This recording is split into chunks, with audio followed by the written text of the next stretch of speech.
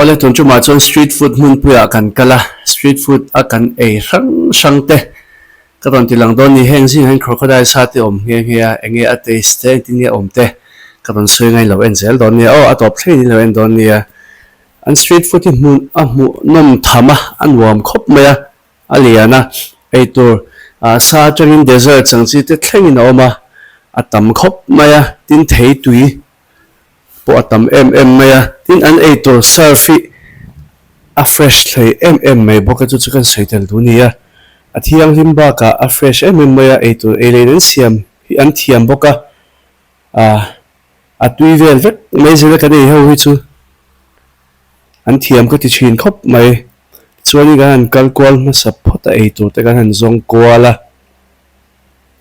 amunan wa ma amun tle mina bel sing dewa chong ri ka chong tho na chunin ka ron voice over na chan chu an music player beng cheng lu tuka chong ri a sia chat duangin a sia chat lei thelo chuang chuan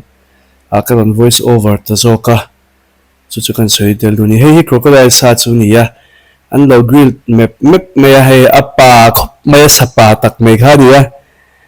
an ro min na po hianin alang pa le khop maya apa ni he sa hi chu crocodile sa niam ka tia on tia aman za te he kan zota small ni thai ba za sum ko pa ko nia medium za ni sum ko pa ko large zali sum ko pa ko ani o kan zo zo mun ta kan kal le phata try chak de si ten de win ko ma ngày đang cái xem phim thấy chết rồi muốn đăng en qual thì cần đủ ba bốc nè cái qual lệ ri phốt mày à ấy tụi chút tấm ngang mày à anh ngã anh đi thì mày ăn thì street food lên muốn bùi anh đi bốc à tấm khóc mày à ấy tụi ri chỉ sang xem đàn đi nàng đeo tiếp bộ mà đi nàng vác lâu tiếp bộ mà tiếng chuan đi chỉ sang hi tấm kim Thai food chu kim đeo thô thì tụi đó nè Thai street food big mo tin an style chi sang tom yum ti te pad thai som tam ti te khatiang kha atam maya tui hlom box hi ya kan tinge tu te mai po hian in an siam tui kan tinge an si tu te nge siam tui big tu te nge siam tui big lo han ti doni la an siam thiam vek ei le ni an siam thiam vek ani top mai ni an ei zon hi an hai lo an hret siang khop mai chuwang chuanin ei le in siam an thiama an siam tuya a fresh boka ti chuan ril ruin a kalpel tak tak thei lawa chuwang chuanin enge crocodile sa omna lama kan le don ani chuanin hei hi crocodile sa chu nia engzat man tinge ka anga eng tin nge kan tia kan thli thlai chin vela mo chuanin cái zo sen lo ka hlau do lo tui lo viau ta khan ka hlau chu hang chuan small pakhat chu kan cha ve ta phot ani an siam tui nai thei khop maya an grill po hi enge a min tha sa entia ka suyang a thang tur te mo a rim tui lo tur te sa thang rim ang te kha anam lo thei turang pe nen song bol ka tia an siam fresh tho box ya chuan he in muang hian in box a hian in da dona asalong so we kan lei lo ani mo asalong so we kan lei lo vegetables and da chuan Thailand a reng chuan ei le in kan lei chuan ti mai ang ei tur kan lei chuan dip sauce pani chili le sauce le chili ang chi hi a chom tel zel mai a chu anom na ni a tui box ya an sauce an chili sauce te le an dipping sauce shim hi atuya homemade vek ang chi hi ni wang hianin atui ka ti ti weekend chin YouTube ka en chin po cái chắc biết nó chăn pakhat an ni ve a marcha du ti taka mo an tui ani tui takan ni tin an ei le in tu ten po hin en ram thei vek zel mai po hi adang dai na nge a common lo na mani a tui ka ti chin khop maya an dipping sauce ho hi mo internet ei le in chi han tia khanin fruits te le in lama chi in chi lama chuan ani chuang mi lo ma se hetiang sa te vegetables sa te pon yang le chome ang chi te choi nang chi a shim ka chuanin a tel vek to me ti chuan he ka sa tu ra ka tamme ka aron chan enge nuam thei turang petin ron chan don ani tin an chan po a mawi voi khat zei top topa han nge I han a hlawma han zei thak topang kha ni lo an chan sin veka ei nuam thei turang berin an chan sina chu chu ei nom na le ei a hadam na han in hai boy boy ngai lo bon bon ngai lo ti bang I han pe phone ngai lo ang te khan ka leng tok lek lek khan in an kata a tha ka ti em mai ni ti chuan hei ka sa tur chu ni an ready to a ti hianin poisa te kanin pe felanga thai ba ja sum ko pa ko hi cheng zali sum ko pa sai le point nga na som nga ngani chumo ti chuan ke tur le po chu min ron peta a ti chuanin thutna te thutmun te kan ena thutna tur te ka zonga kanin thutmun te kan rem fel hnuwa ka ei don ta ni eng tak angang mo crocodile sa ka voi khat ene tur nia ka dam chu zo ka voi khat ene tur nia ka voi khat ene hi atop na ber nge niang a hriat lo boka chu tiang vel chu nia eng tak angang mo kan buat sei vel meka an pek chang renga ka song bol meka chuanin enge khi thore ulu tuka zin eme zan hianin Thailand khi tho hi avot adaya nuam re ulu tuka vaira manga khi tholum pu pu khani lo boka ti chuan hei hi a som dan chu ni thil enge mo an ron tel le a badam vel ne an ron tel le a arim hi chu tiang in enge an na lawa a hui henga thungana a huia rim thang le enge mong kha nei lo thunga enge I thang do tu ate han kan lo ngai palta kin no rim chele tu ate kan lo ngai takin arim mi chelem lawa an siam muluk ka ti khamo kha te kha wang te po kha ni ka ringa ti chuanin hei hi asa chu nia ka voi khana kan ei ta rinai takin a tuya har sa le shomani mi alawa a hnip set boka sa hi kadin ai takin a tuya a hang dup shan lawa ka kalpui te chuanin sangha ne nei nang ten tia ke chuanin arsalam panga pol de mo te ka tia arsa le sangha lam ronga kai dewa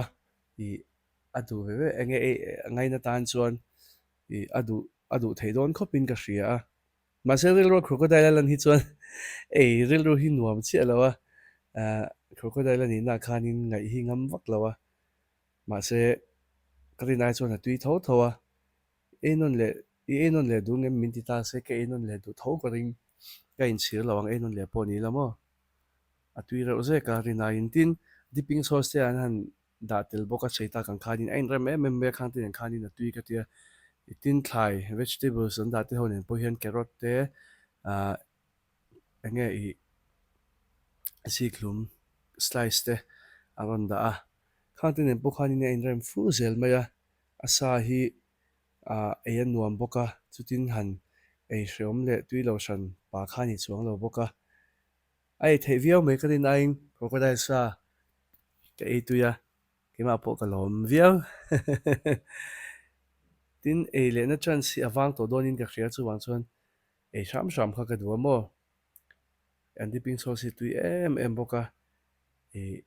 Thailand kan chan le to chan le mo chuan hi asa chu ya sa le pa khop le grill de ni wang hian hian no asa ti ge chu asa ti poi na to ta ni lo shan pa me lo lo nei po hian chu ma chu ni lo ve a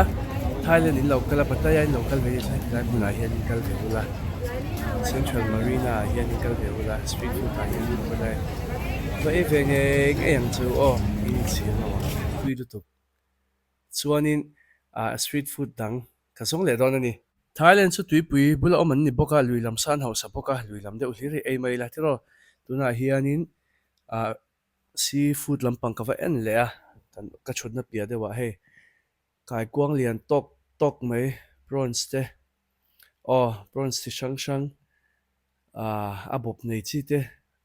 lobster te pon yang chu chen chu mo lobster te an nei a tin hei tui kep dang dai an nei boka he an menu ni a an menu po hi an thil nei a shawl lom boka shom shawl lom boka atlom zok zok lo khop maya kimi an lobster phe ki chu thai bat sang khat zare de ne India paisa chuan sang thum chuang dai ni don chu mo sang li wel don an yang chu o khatiang vel khani wang khanin a to ve fiawani chuan hi anti fresh khati to khamo hei prawns te pawh an khawi thlapa chuan an khawi mi khan zu chuak ate deuh hleka thunga na an prawns ta a tui an dah hi chu a chungah hianin lian pui an dah thunga thei te pawh hi an la nung veka vura an dah thunga an la nung veka ni heng te pawh hi mo an lian khop mai a an tui kep phei chu a hrom hrual tu ka tui kep pawh hin ang ka ti lawa chuanin a ke pon ei tur te kan en kual vela eng beng e ke yang ti te kan ngai thua chuanin เราใส่400อยู่ก็จะละแต่ prawns hi เราใส่400ถ้าพี่ต้องหักค่าให้ buk sak ไป thapa 200 ke ji ang sa ni a ke ji sa a ja แต่ก็เราใช่แล้วก็不要一斤了反正แล้วพี่ทำค่าน้ำไม่ไกล200 kan amo chia le กินมันนี่กันนะ okay This one very good. this one Yeah, good. okay Okay, no? chuanin only one See here, takeaway. sit here ran chiều tui được kia cái cây đón đi style ha หนูพูดไปน้ำย่างโลนึงภูเขาย่างโลนึง chính chính anh cũng dài ต้มยำกุ้ง1 หม้อไฟ xem lại thằng đó chính là chế độ đi xuân thì đi anh số tiền đó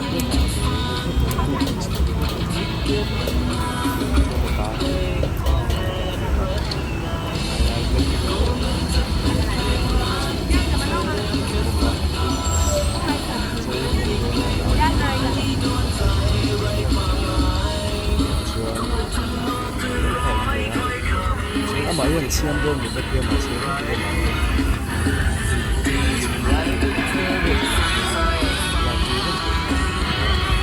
xem đó thì khai xem lại chứ mà xem chú thì rồi cho nên cái smoothie đồ em mấy ôm nó chung cái in reng chin lại cái in sum lại thấy lâu à chú anh mango smoothie hi nia à tắc xí à tui xí a fresh box xí a pear box xí thil dang pol lo mango juice khania tui ange vur te nan siam mai khania atui ka til tu ka he thil hi ka in sum thelo ka in zeni tin de tho ka ina atui ani a satisfying topa an mango hi atui em boka thailand a hian in mo the ha an nei tui topa tin an fruits dang po hi tui tho an don for te po hi thlum tui me an kol thelian chi te po hi adang dai viawa tui viawa an hip su ta kol thei pa ngai ang lo tak hianin tilai vela kan hmu aizawl mizoram kan hmu mo india te pawh niang kan hmu lawang tak mai hianin an hip suta chu chu adang dai tui ka tin em ani boka an thei hi a thlum tui thei mai a ti chuanin hei ka mango juice tur pawh a siam zo ta a hei hi chiang somruk panga ni tain ka hria thai bat khan mo a tui khop mai a ain chirom lo ani a refreshing box hi a han in hianin tui box hi chhawl hal lai phei chuanin mo kan dam song thei an tiang chi khania in chirom lo takani ti chuan hei ka thian te ho ka kalpui te ho pawh an lo in ei ve me kan thil cha ten lo thukhom le a tui takani he mango juice hi chu mo tui lu tukhi chuanin hei ka ei tur pawh pon laman lo hem ve le to min chep doin ka ringa ei cha kom to khop mai ril tram to bok nen chuanin nga hlela na du khop mai a kai kwang lian chi ei chak na rei to boka sin hma tang to youtube ka en na chat khania heng ho hi ate chi do khania ei le ni sui dang khanin sa to phi kan le ngai lo ni kan ei tu lang hi ei pol pui tu vegetables atel nge ya chu atin wam ve a tin dip sauce sei mai thailo dip sauce le chili a chom nge boka an wam ve ni mo ei a man hla thina ni tin thil lei pawh an na lo tui box hi a mo a tui box hi an siam thiam box hi a tin ei le in to am he pol tu te a chom that he si a ti chuan hei ka prawns pawh lo hmin ta a mi ron pe ta a ei na tur te kan la a fian te kan la a chuangin kan lo ei chan dawn ani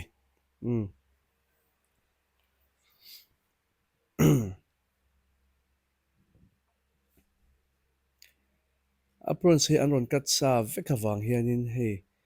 i han buai pui han sawng bol ngai em em ani lawa foka han lak chua ein mei thei deuh khanin an ron siama chuwang chuanin enge i a kawr kheng te kha ngai lawa mo a sa hi a fresh boka a hang tui dap dap khop maya prawns ngai nai ni chuanin tuin ti ve ngei ka ringa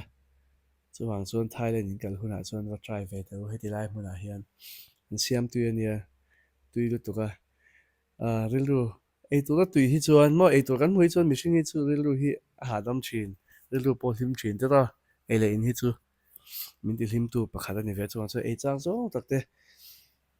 ei duh zawng takte han hmu fua han ei thei hi mal sawmna ani pakhatin ka hria ke chuanin a lawmam ka tia chuanin hei a sa pawh hi a te chhelo ani buapui loi thamang kha ni ve a tui em em maya a in chirom lo via maya prawns ke to chuan ala lian bera ka prawns he to chuan la lian ve bera a hang tui boka ka thil ei tui lo pawh hrilek lovin ka e ni bel me ni hemi chunga hi chuanin street food chim hrim hi Thailand kan lu tel kan thlen tel tangkhanin ka ka tui lo lu tuka ka awmna hritlang vel nen ka awma nuam lo ve deuh rewa dam lo em em ni sei loin ka te pawh ti tui lo ve a ase pataya kan thleng phei a ei le in street food ka han ei chia chu lo dang lam bik ani ka tui lo pawh a hriat vak lo a mo khatiang vel kha ni a nei le in hi tui se a fresh em em box hi hian in e ti tui e ti nuama ngai a tingam bawk ani tin a bal lo a an khua hi a bal lo ti top mai te ang an ram bo ro khi fai em em chu wang street food han e te pawh hi a ngai ngam thak a ngai ngam bik em em mai a bal ang kong a khusi han ti te pawh kha he engma kha hlo thonom lo ani mo kong khu te om ve lo a ava tui em a lian tha box hi mo tui tak ani tui tak in ei ve atan hianin ka otlu toka in kal ve a in ei thei te ni chuan ei ve nge ro ti chuan hei beef fried ani ve thunga an beef fried pawh hi tui khop mai a sa siam an thiam ei rang bol an thiam ka ti to khamo i a in chi rom lo ani ti lai street food ava ei hi soitang khanin khi ta pawh vegetable se dipping sauce se om le thlapa a sa thlon a sa chu hi kan lei thin lo a man hla thin em em ti chuanin voksa kan ei ve le thunga hei hi crispy pork fried ani a ram meka tui khop mai a ke voksa thau ei du lo pon kan ei tela kan ka tes ve chin chak chim chim awang khanin a tui khop mai a tin a thau hi chu tiang a thau luak le mizoram voksa nga thau le lo dang khani lo e hriom lo chuang chuanin karinai tengin ke theia chuan hei hi som tamania papaya salad ang khamo a tui khop mai a original Thai original nge hanei chu tui bik ani nge a sial khop mai a ein chirom lo khop mai tui tak ani hei hi mo a tui ti bak chu sei tur vak ka shelo a tui ti bak lo chu ti chuanin adang kan en kwal le a hun tanga te kan vak kwal le a la khamom lo em mai ka tia ti chuanin ei tur chi hrang hrang chu tam khop mai a ka de ngai vak lo le kan hmu ngai vak lo te kharon ei ka du sia ti chuanin he ti lai hianin mango sticky rice lo om hlo mai a mango sticky rice common lo khop mai a mango le sticky rice ei pul tur ani a buban le thei hai min ani ber we chu mo chuan a hrin na chani chu color food color khan tela kha wang kha ni mai a ti chuanin hei hi kan box khati kan levia thai ban zani tain ka she hei hi mo zan hi somnga veli ro chu India paisa chuan mo ti chuanin he tilman grilled fish an lo nei vele hei ke chang na rei to lu to ka jin ma sak khanin ka ei man lawa ka street food lampang ka boy pui wak man lo wang khanin ka ei ta lawa tum chuma chuan ei nge ka tuma an lo nei pawh hi ka lawm khop mai ti chuanin ei tur te menu kan thlanga kan en min en tira menu tangin kan thlang ta a chuanin thai bat zan hi som nga man hi ka ei don ta ni chu India pawisa chuan zanga som nga vel ni mai the ni chu tiang vel chu nia to tak chu ni ani chuang lawa arsa phum khat kha ka arsa ka ti sa phum khat kha kan ei don thai bat zan hi som nga in mo ato lo khop mai chuan a grill dona tuna hianin kasa order kha min grill chak dona a thup a grill na lama kala siam lai te pawh ka rawn ti lang anga a chhungah hianin enge ka hrethiam ka hret sia lo a hming chu i purun hna ang chia ka ti dawn nge ni kha tiang chi deuh khatin ka hria maw a dah ṭeuh a bak chu thil danga tel an lo marinate sa im chu ka hre lo a bak chu thil danga tel bel mi a lo a khati deuh top khanin a grill ta ti chuan hei a chheh vela pawh hianin a seafood deuh hlir mai kha awma seafood an nga an uar bawk a seafood a tam khawp mai ti chuanin he ti lai te hi mun nuam mai ni a chuan hemi street food piah chiah sawnin McDonald's a awm bawk a Thailand McDonald's a awm bawk ani chuanin hei thuka a zap hliau mai a ka thil ei tur kha a zah na chan chu a khumi zu al zawk a khu a thil tuah zawk a khu al silo a ling rang the nan khan a zu zapa tui dawn khawp mai hei ka sangha ei tur chu nia a thau ama pawh hi a thau ti mai la a thau chu awm chuang lo mahse a cher lo ani a thau ka ti dawn nge ni ka kan han nei kha chuan a thau kha chu ka hmu chuang lo a mahse a sa hi tha mai a a hmin har lo bawk a rinai takin ti hianin minute nga vel ba ka za awm hi ka hre lo a minute nga atanga minute riat vel ba ka zap lo a chuan kan ei thei deuh chu ni deuh mai a a hmin har lo khawp mai a tin a fresh em thin bawk a wang te pawh hi ni ka ringa a hmin hmana chan hi maw a hlui lo ani thidana an sa siam reng hi an ei tur siam reng hi a hlui hman meuh lo a chu wang te pawh chu ni ka ringa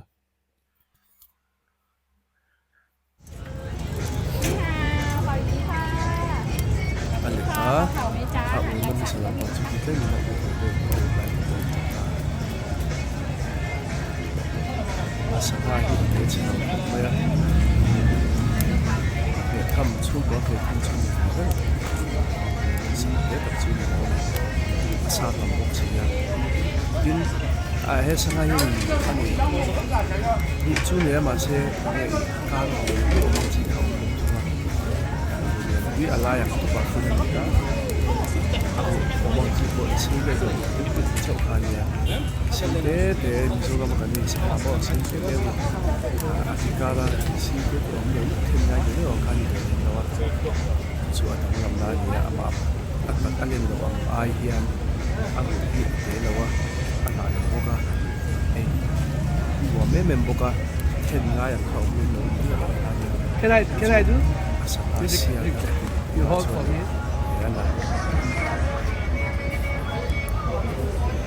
chuanin Like this, huh? kutte kham ko tarin te kan vai chok kan za choka dei to den ho te dia takin kan vai kan za pa an asham niam lo khop ya re ko ti chu a ta ke men pun ka shila wa ta ta ka ni lang chuanin an gam kholum le chuanin yo pun ka ringa ha ni te koi fa ko dia tai ma khop le ni lai na ha ka sa do Thank you. na do sa do ti zop ya ka re ta chu ka sa pe chu ni la wa a za ta a chin a za ngai a nge I za chin to ka shen mo ya kan in chok ti le I chuanin hei hi asadu du ka ati a choi chok to choi chok thei lo mo ka te ma se a lo ni lo wa alu lampang hi lo la hem thatok lo wa chuwang chuan an hem belle de wang a hem belle du wang de chau khana lo ti soya ti chuanin ti hianin a reilo te a ur lenga ei thei turin a ron chhop chhuak to mai don ani a ur rei to don lo wa sangha hi eng sangha nge ni pawh ka hret chuang lo a ka zawt mi lo a a hming pawh ka zawt hlem lo a grilled fish ka duh ka tia menu min in tira ka thlang ringaw tak thai vekin in ziak bawk sia hming kha chuanin a tui a tih kha kan cha ve deuh top kha nia mahse a in chhir awm lo khawp mai a a nghak tu nu nge nge chuanin a tui chu hre khawp mai a ka ei hnu pon ka ei lai te ka rawn ti lang anga a tui ani a tui topa ka thian te pawh kei tira a tui an ti viau a kan ei zo seng lo lek lek thung zawk a chu tiang vel chu nia sa tam lu tu ka maw chuanin a zap du tawk dawn tawh tunah hian ti hian reilo te zap lenga a suak chhuak anga tichuan plate ah te rawn danga ei mai thei turin a rawn siam anga a rawn ready dawn ani ole ti kha chuanin a siam zo ta a plate ah dah chhuak a chuanin a vun hi ei enom theina turin a rawn cut a a vun hi rawn cut a tichuanin a lipanga a lipanga ti mai la aw ei a sa ei mai thei tur khan a rawn buat chei dawn a a vun hi a rawn ti chhuak anga a rawn lip chhuak anga tichuanin ei tur dipping sauce te nen min petel anga ei thei tawh mai dawn ani a sa hi tui hnai khawp mai na kinah ka rawn thilang chiang anga a hmin tha bawk si a overcook ani lo a chutirua chuan hmin lo kha ni chuang lo a tui em mai a hei hi a sa chu ni a an uk deuh that bawk a khu khu a rawh tih kha chiang bik em mai a a tui ani a tui maw pawh chei lo ah chuanin a in chhir awm lo khawp mai a kal leila ka ei nawn leh duh ka ringa a sa hang bawk si tui bawk si fresh bawk si enge i tiang sangha hi chu engtik lai pawh ei reng thei tur kha nia chuanin tunah kan lo ei tran tak tak ang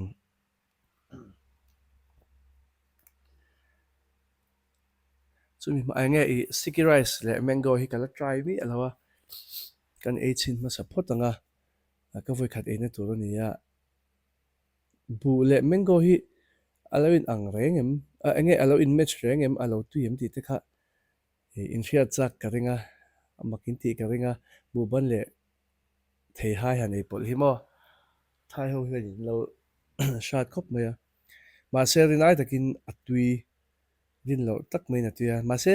mizo te pon kur te le bu ban te pawh kan ei pawlh tho ti ro then khat chuan chuwang chuan thei hai pawh hi a thlum tuia thur seng chuanin a in hme em ka ring lo mahse an thei hai a thlum tui em mai chuwang chuan a in rem ve pakhat nin ka hria chu chuanin a ti rem ve pakhat ni bawkin ka hria chuan tunah sangha ka ei chak em mai kha kan lo enga tui khawp mai van in chhir awm lo thin em sangha tui tak ani tiang sangha hi chu awang khawp ang sangha tui le fresh hi chu maw a sial khawp mai a siam dan atangin a sial tawh a chuwang chuan Thailand in kal chuan hetiang hi in ei ve nge nge ngai ei ve nge nge ro in chhir lawang a tui lu tu ka maw tui tak ani tin bu ban te nen tu pawh hian in rem ve zel mai a tho an a sa sangha te pawh hi maw ka ti le nsaina ka thi le ho hi chu engmah hi ka in chhir lo khawp mai crocodile sa te pawh kha satui tak ani ti te kan hriat pha a nani punin kal hunah ti khan chimmi alawin emaw ten mi alawin crocodile sa kha chun ei thei tawnga tin grilled fish in try nge nge bawk dawn nia chuan kai kuang lian chi nen khan mango sticky rice hi chu atama hmun dangah pawh chuwang chuan hemi street food kher lo ka ti dai chu Thailand ah chuan an common food an common dish ve kha nia chuwang chuan nge nge bawk kula zeina kei ho chuan try ve vek tu in chhir lawang tiang vel chu ni a tui khawp mai sangha pawh hi a sa hi a tam em mai avun an zei honga a sa vek kha ni mai a ei tur vek kha ni mai a hlawk bik em mai sangha hi maw chuwang chuan sangha hi in ei nge nge ngai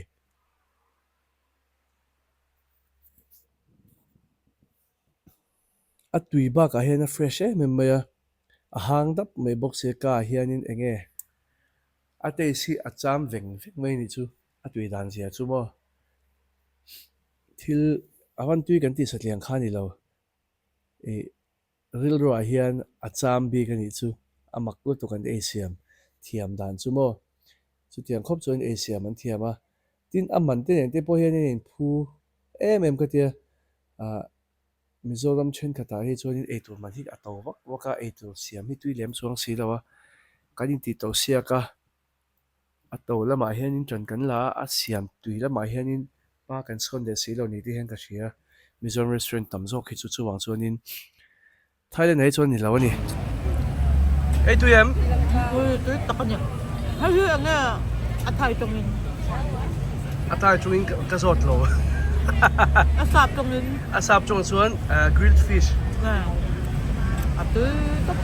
a sial ka ba nếu thì cái thứ tươi đâu rồi thì sợ thế mày mà ăn biết đó kan kalmain ei le in tur hi kan en vector do đôi khi nó tiếng bọc thảo có đôi thì sẽ thảo hiện đã khô ăn bị Vun hi chang tu ka ei thei lao. ôi tiểu bọc ra này thì bọc thảo có đôi thì bọcวันที่แม่สักกันดูยาให้เป็นบ็อกสีแม่สับบ็อกสีก็ไล่บ็อกสีคือที่สักแม่มา ka sin pui te hi an fel lut tuk zo ka mo อันละละให้คน an za la hian kan lang moi ve mai zo ka Anu pui tu hi vat nei top. ให้ตัวเชื่ออาบานเลยกันปนูจะพอให้กันนี่ที่ไม่โดนเนี่ยมีอย่างไง Nu lai nei em fa nu. นี่ปนูนุรัต Ma จะ pa เป็น ta di du em. ดูกระหวัด Du hwai mo nei. ตัวนะ A thei me em pu mes. แล้วกันชีเราเหม็น tu lang lai om lo tak tak om lo mo A zo tu zero.ไปบอกครับ